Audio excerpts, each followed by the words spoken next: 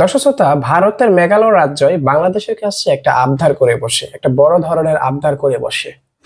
অবশ্য সাবেক প্রধানমন্ত্রী শেখ হাসিনা আপা থাকলে হয়তো তাদের এই আবদার করা লাগতো না। আবদার করার আগে তাদের আবদার পূরণ হয়ে যেত। কি আবদার করে বসছে? মেঘালয় রাজ্য বাংলাদেশের উপর দিয়ে একটি করিডোর চাই পশ্চিমবঙ্গে যাতায়াতের জন্য। এবং সবচেয়ে মজার বিষয় হচ্ছে, এই আবদার কিন্তু যেন তেন আবদার না। এবার আসেন, মেঘালয় হচ্ছে ভারতের একটি রাজ্য। কোনো রাজ্য কি কোনো রাষ্ট্রের কাছে এই আবদার করতে পারে কিনা বা এ দাবি করতে পারে কিনা? কারণ রাজ্যের সাথে একটা দেশের কোনো চুক্তি নাই। একটা দেশের সাথে আরেকটা দেশের চুক্তি থাকে রাষ্ট্রের সাথে, রাষ্ট্রপ্রধানের সাথে। চুক্তি হলে রাষ্ট্রের সাথে হতে হবে। এবং মেঘালয় চাইলে হবে না, চাইতে হবে তাদের রাষ্ট্রপ্রধান।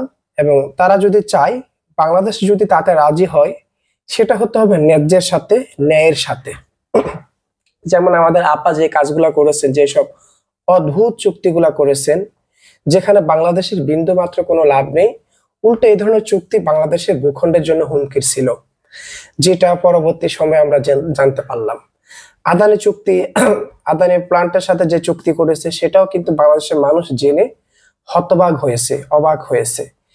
এছাড়াও তো বাংলাদেশের সাথে রেল যোগাযোগ একেবারে স্থিতিশীল করতে পুরো প্রক্রিয়া প্রায় সম্পূর্ণই করে ফেলছিল। অল্পের জন্য সেটা রক্ষা পেয়েছে যে বাংলাদেশের বুক চিরে তারা রেল তৈরি করবে, রেল লাইন তৈরি করবে, তাদের আর বিশাল জায়গা ঘুরে যেতে হবে না।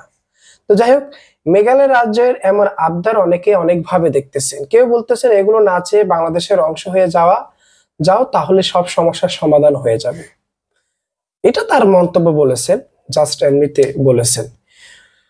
পূর্বে সে সুযোগ থাকলো, সময় এখন আর সেই সুযোগ দিচ্ছে না।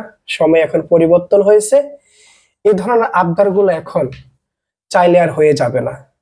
গত 16 বছর ধরে আবদার চাওয়ার আগে আবদার পূরণ হয়ে যেত। নিজের দেশকে বিক্রি করে সাংবাদিকদের সামনে বসে খিলখিলে হাসতো, আবার বলতো ভারতকে বাংলাদেশ যা দিয়েছে তা ভারত কখনোই বলবে না। পুরা বাংলাদেশকে অল্পের জন্য তারা লিখে দেয় নাই ভারতের নামে, যে কার্যটি ঘটেছে। যাই হোক, মেঘালয় রাজ্য কিন্তু আপনার তারা চাইতে পারে, বাংলাদেশ সরকার সেটা কিভাবে দেখে সেটা দেখার বিষয়। তবে একটা কথা হচ্ছে, আমাদের আপা থাকলে তাদের এত কষ্ট করে এই আবদার গুলা করা লাগতো না।